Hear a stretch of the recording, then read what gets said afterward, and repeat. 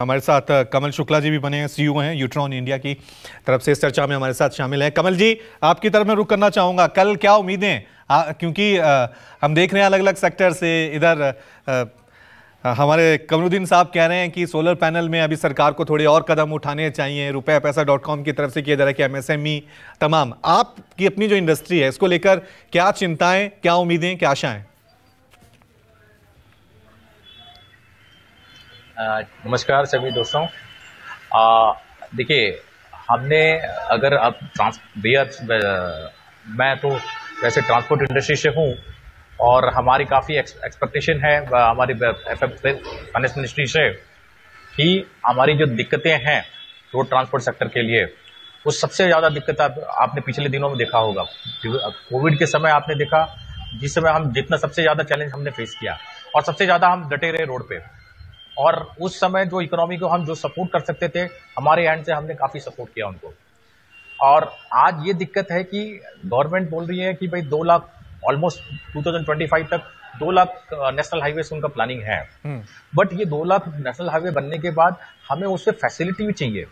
हमारे आज के डेट में जो हमारी इंडस्ट्री है, हमारी जो ट्रक इंडस्ट्री है, आज के डेट में हमें वो कंसीडर नहीं किया जा रहा है कि भाई ये ट्रक एक इंडस्ट्री, ट्रांसपोर्ट एक ऐसी इंडस्ट्री है। आज हम चैलेंज फेस कर रहे हैं।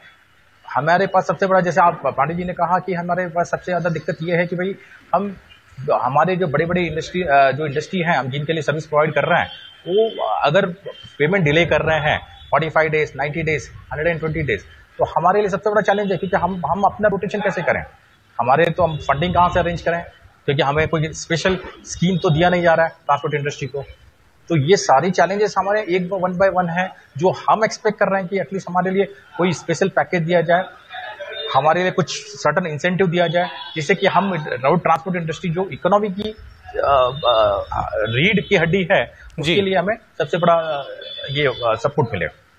लेकिन कमल जी, अभी सरकार की तरफ से बहुत दावे किए जाते हैं कि देखिए, आप देश में जाइए, हर जगह सड़कों का जाल बिछा हुआ है, जगह जगह 4 लेन निकल रहे हैं।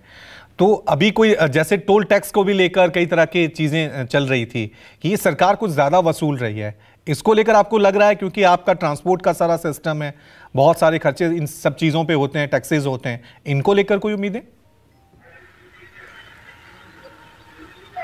नहीं, हमारे तो कई सालों से हम रिक्वेस्ट कर रहे हैं कि टोल टैक्स पे कहीं ना कहीं आपका एक सर्टन पॉलिसी होना जरूरी है, कि जिस हिसाब से चीजें चल रही हैं वो अल्टीमेटली कहीं ना कहीं ये कंज्यूमर पे ही डाइवर्ट हो रहा है। हम ट्रांसपोर्ट इंडस्ट्री हैं, हमारे जो खर्चे हैं वो बढ़ते जा रहे हैं डे बाय डे। हम अगर इस इंडस्ट्री में देखेंगे, एक मोटा मोटा कैलकुलेशन है, इस अराउंड 70 to 80% इंडिविजुअल ओनर हैं जिनके खुद 1 से 2 गाड़ियां हैं। उनके लिए रॉ मटेरियल जो उनके रबर है, टायर है, जो अपना डीजल कॉस्ट है, फ्यूल कॉस्ट है, ये सारे कॉस्ट बढ़ते जा रहे हैं। हम हमेशा मिनिस्ट्री से रिक्वेस्ट कर रहे हैं, आप जो इंफ्रास्ट्रक्चर पे डेवलप कर रहे हैं, नो डाउट आपका जो टारगेट है 2025 तक around 2 lakh national highway develop करना है, लेकिन उसके लिए जो फैसिलिटी तो प्रोवाइड कीजिए हमें। क्या नाम है आपका, ड्राइवर को कोई फैसिलिटी नहीं है रोड पे, जो सेफ्टी जो नॉर्म्स हम पीछे पड़े हुए हैं, वो सेफ्टी नॉर्म्स नहीं है। हमारा सबसे बड़ा एक रिक्वेस्ट ये है कि आप पूरे पैन इंडिया में एक सिंगल पॉलिसी लाइए, आरटीओ पॉलिसी, जिससे कि भाई हर डिफरेंट स्टेट्स में एक अलग आरटीओ पॉलिसी होता है, जो हमारे लिए बड़ा दिक्कत होता है, चैलेंज होता है। जो कि हमारे पीएम थे, वे पीएम श्री मोदी जी का, उनका जो प्लानिंग है, गति शक्ति का प्रोजेक्ट है, प्रोजेक्ट के लिए बड़ा जो चैलेंज है, वो बहुत मुश्किल काम है हमारे लिए। ठीक है प्रदीप जी, मैं आपकी तरफ एक बार फिर रुख कर रहा हूं, क्योंकि हम लगातार कह रहे हैं कि हर व्यक्ति का सपना होता है घर, और सरकार, प्रधानमंत्री मोदी की तरफ से भी कहा गया था कि 2025 तक हम करेंगे कि हर व्यक्ति के पास अपना घर हो यहाँ पर। लेकिन हम देख रहे हैं, ठीक है, जो दिल्ली एनसीआर का इलाका है, जो बड़ी मेट्रो सिटीज हैं, वहां तो रियल एस्टेट सेक्टर जो है ग्रो कर रहा है, लेकिन रियल एस्टेट की ताकत छोटे शहरों या फिर गांव तक भी इसकी रीच हो, इसको लेकर आपको क्या लग रहा है कि थोड़ी सी अभी और थोड़ी दूरदर्शिता की जरूरत है? बिल्कुल, आपने ठीक कहा, थोड़ा सा और कुछ ऐसी प्लानिंग बनानी पड़ेगी जिससे टीयर 2 और 3 के अंदर भी कुछ रोजगार के अवसर पैदा करने पड़ेंगे, जिससे ज्यादा लोग वहां पर जॉब देखें और वहीं घर बनाकर रहें। अभी होता क्या, आप मेट्रो सिटी की तरफ जो लोग अट्रैक्ट होते हैं, उसका एक बहुत बड़ा बेसिक रीजन है कि रोजगार के अवसर मेट्रो सिटीज में ज्यादा होते हैं, मुझे लगता है कि जरूर रूरल के ऊपर कुछ ना कुछ ऐसी पॉलिसीज आपको इस बजट में दिखाई देंगी जो हाउसिंग से रिलेटेड होंगी, कि ज्यादा से ज्यादा किस तरीके से सब्सिडी के थ्रू या जो भी पहला घर अपना ले रहे हैं उनके ऊपर और कुछ ऐसा सब्सिडाइज करें उनको, कि जिससे वो जो मेट्रो की तरफ आने का एक रुझान बना हुआ है उसको कहीं ना कहीं थोड़ा सा एक ब्रेक दिया जा सके। तो मैं बहुत ऑप्टिमिस्टिक हूं कि आने वाले इस बजट के अंदर रियल एस्टेट एक ऐसा सेक्टर रहेगा जो कहीं ना कहीं बजट के सेंटर में रहेगा, क्योंकि अगले 5 साल अगर मैं बात करूं तो आप ये मान के चलिए जो रियल एस्टेट सेक्टर है वो एक नई ऊंचाई की तरफ जा रहा है।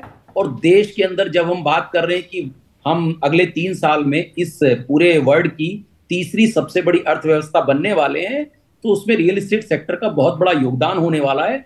और वो केवल मेट्रो सिटीज के थ्रू नहीं हो सकता, वो जब देश के हर कोने में और रूरल में सब जगह मिलाकर एक पूरा डेवलपमेंट होगा, तो मुझे लगता है कहीं ना कहीं रियल एस्टेट सेक्टर जरूर एक नई ऊंचाई पे जाएगा। दूसरा, जैसे अभी कहा कि रोड इंफ्रास्ट्रक्चर बन रहे हैं, रोड इंफ्रास्ट्रक्चर ने रियल एस्टेट पे इस वक्त बहुत ज्यादा बेहतर काम किया है। हुआ क्या है कि देखिए रियल एस्टेट सेक्टर ही एक ऐसी यानी इंफ्रास्ट्रक्चर का डायरेक्ट जो बेनिफिट है वो कहीं ना कहीं रियल एस्टेट सेक्टर को आता है। और ये जो आप उछाल देख रहे हैं इस वक्त देश में हर जगह, मोस्टली मुझे लगता है हर शहर में कहीं ना कहीं रियल एस्टेट के प्राइसेस बढ़े हैं। और बहुत बेसिक चीज है कि जो रोड इंफ्रास्ट्रक्चर है वो बेहतर हुआ है, ट्रांसपोर्टेशन के साधन बढ़े हैं। बड़े आम आदमी, क्योंकि हम चाह रहे हैं आम आदमी भी इसको समझे, मतलब इंडस्ट्री की भाषा के अलग। अभी इतने महंगे घर मिल रहे हैं लोगों को, अगर आप दिल्ली एनसीआर में चले जाएं, मुंबई में चले जाएं, करोड़ों में। जिम्मेदार कौन? क्या डेवलपर्स, या जो सरकार की तरफ से टैक्स दिया जा रहा है, या वाकई में जो डिमांड इतनी क्रिएट हो रही है कि जो मांगे अब लोगों को देना पड़ेंगे? क्योंकि एक आम आदमी वो कैसे एक 2 BHK 3 BHK खरीदना हो, उसकी रीत से बाहर चलाता जा रहा है। अगर बैंक मदद ना करें तो वो जिंदगी भर कभी घर ना खरीद पाए।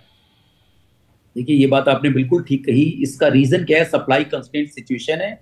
क्योंकि देखिए लैंड जो है वो लिमिटेड है, वो ऐसी चीज नहीं कि आप उसे जितना चाहें उतना प्रोड्यूस कर सकते हैं। और दूसरी एक बड़ी बात क्या है कि डिमांड इस वक्त ज्यादा है। जैसे मैंने अभी पहले भी कहा कि लोग अट्रैक्ट हो रहे हैं मेट्रो सिटीज की तरफ। युवा जो है हर साल इंक्रीज हो जाता है, जैसे ही उसे जॉब मिलती है वो सबसे पहले घर की तरफ देखता है। तो यही एक रीजन रहा है कि डिमांड बहुत ज्यादा है। और मुझे अभी बिल्कुल भी इसके अंदर कोई भी कम आने की उम्मीद नहीं लग रही, क्योंकि जैसा आपने कहा कि प्राइसेस बढ़ते जा रहे हैं और गवर्नमेंट को ही कुछ ना कुछ ऐसा रोल प्ले करना पड़ेगा, क्योंकि लैंड का प्रोडक्शन नहीं हो सकता।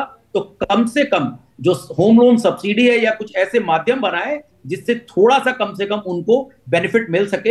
एक और ऐसा पॉइंट है जो डायरेक्टली कॉमन मैन की पॉकेट के ऊपर जाकर हिट करता है, वो है स्टैंप ड्यूटी। तो मेरा सजेशन आपके माध्यम से वित्त मंत्री जी को रहेगा कि जो भी पहली बार घर खरीद रहे हैं उनको कम से कम स्टैंप ड्यूटी जो है, जो लगभग 5 से 7% लगती है, उसके ऊपर छूट मिलनी चाहिए, जो एक बहुत बड़ा अमाउंट एक कॉमन मैन के लिए होता है।